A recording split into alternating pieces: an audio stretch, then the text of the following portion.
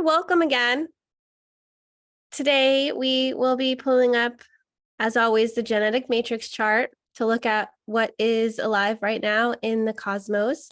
The sun is activating gate 47, gene key 47, hexagram 47, archetype 47. We call it the alchemist, and it is a master transmuter. So the shadow frequency is oppression, and we move to transfiguration, where you can completely change forms, from metal to gold, from base metal, from whatever, from crap to gold, through the transmutation process. So today we're in a third line day, which is trial and error, of course. We're approaching fourth line, but there have been, many different ways of trying to turn your current circumstance into something else, or maybe falling down, getting up, whatever. Don't judge it. It's here for you. Maybe you're experiencing multiple different areas of oppression or feeling constricted or feeling something. But it says that the 47 oppression, a restrictive and adverse state as a result of internal weakness or external strength or both. This is the gate of realization.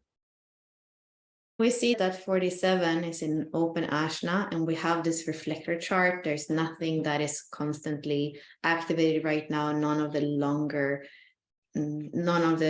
planet that takes longer time around the wheel that are activating any channels. So a lot of things filtering through, and also this 47 being part of that open Ashna with a lot of ideas, a lot of things to conceptualize around.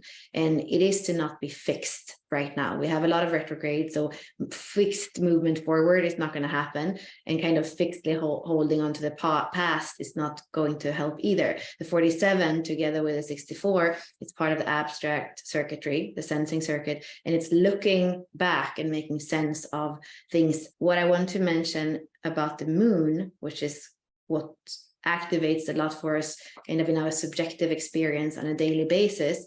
We have had the moon yesterday when we didn't meet. That was meeting up with Venus in Leo, where Juno was as well. So those feminine archetypes, Juno, the moon, and Venus in leadership Leo, feeling into relationships, feeling into the heart, feeling into what makes the heart joyous, what makes the heart happy, what's valuable. Venus is the ruler of Taurus, and Taurus wants to have the things of high quality and the things that are worth something. So in relationships, what is it that allows you to have that joy, have that heartbeat?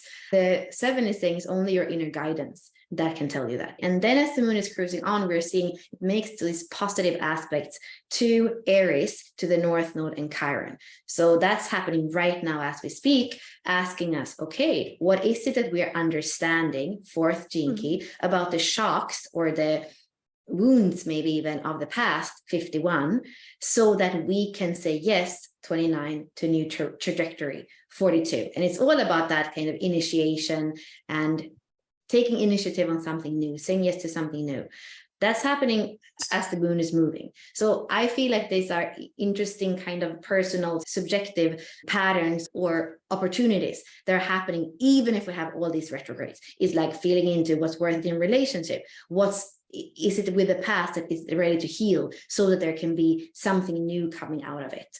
And that being said, where the moon is continuing on, she's going to meet up. She's moving into Virgo and she's going to meet up with the sun. Maybe this Virgo season, you haven't really felt Virgo that much, because usually we say it's not until the moon in that sign, the sun is in, the new moon, that we really feel the energy. And here we're going to have the new moon on the 14th of the month, just a week before basically the sun is moving on into Libra. So a very long time where Virgo kind of hasn't necessarily really started in that kind of everyday subjective emotional reality with the moon. It's going to be a powerful new beginning for us in 2 days if we are taking the opportunity to feel into here, going into the 6th gate where the sun and the moon are going to meet on the 14th.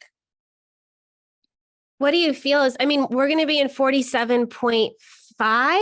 So it's going to be a 5th line day. Is that correct? I haven't checked the timing. I don't know if we're still in the 47 or if we're already starting going into the 6. That energy, for you, Ashley, is going to be super powerful, because basically right before your birthday, you're going to have this conjunction of the sun and the moon asking you for something new happening that is going to probably be, Yeah. And 47 has always been a really big transit for me in the past years. Either somebody has passed away, my dog or a family member, or it was the time that we did ayahuasca. And this year isn't any different, although I can feel it a little bit more.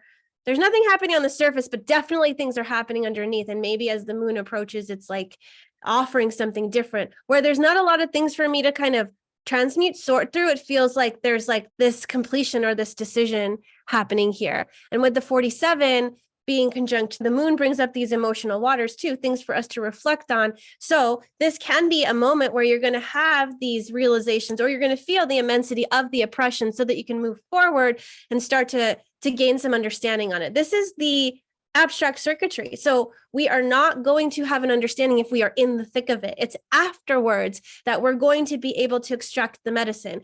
And maybe you're going to be in the thick of it now, because what the 47 is delivering you is an opportunity for you to feel that oppression, to feel that thing. Or in this time, the 47 is offering you an opportunity to transmute the past, because it's already over. You've already worked through it. And now you get this opportunity to see it from a different vantage point and see it with different eyes, and be able to pull out and extract the medicine, which is, what we're doing in that alchemical process as well. How are we refining things?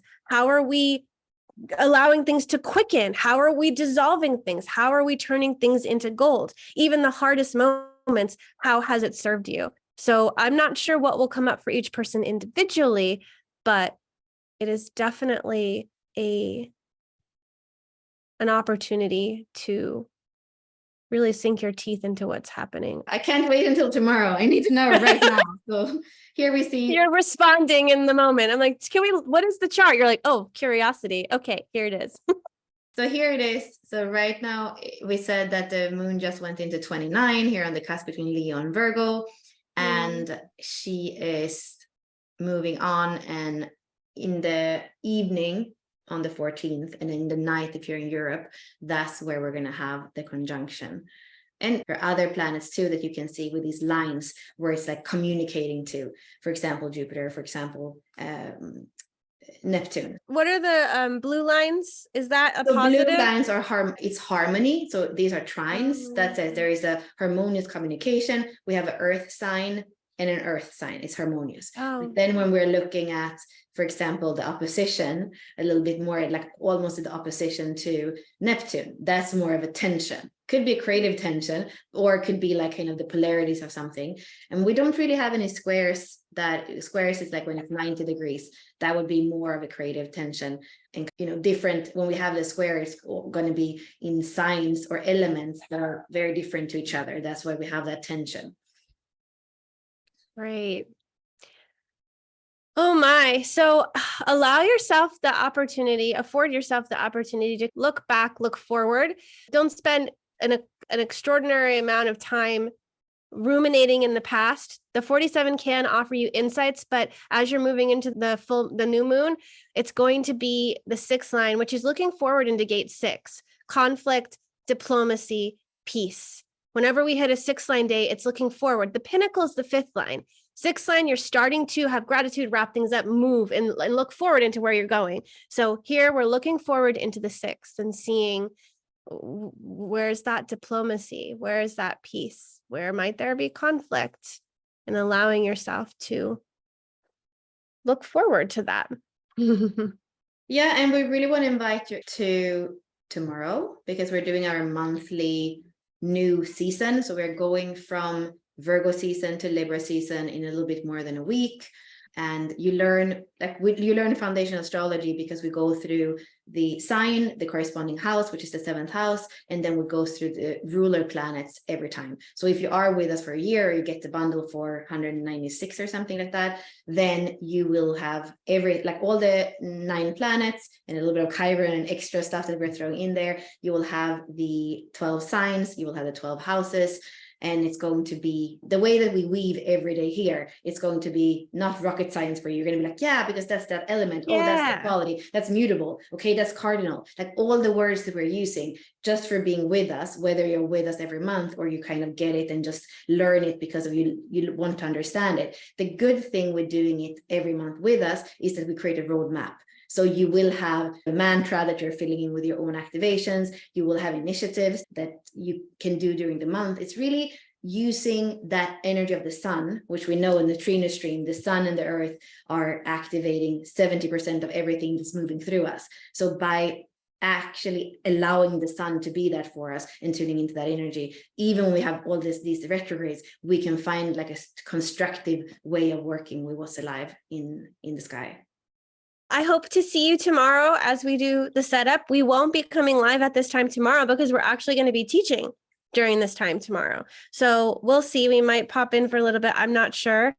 But if you do want to see more of us and get into the astrological impact that Libra has on you in particular, we go into what is Libra in general, and then what is Libra 7th house Venus for you, and look at your personal chart. So you might want to come and join us for that. And if so, reach out or find that link and we can see you tomorrow.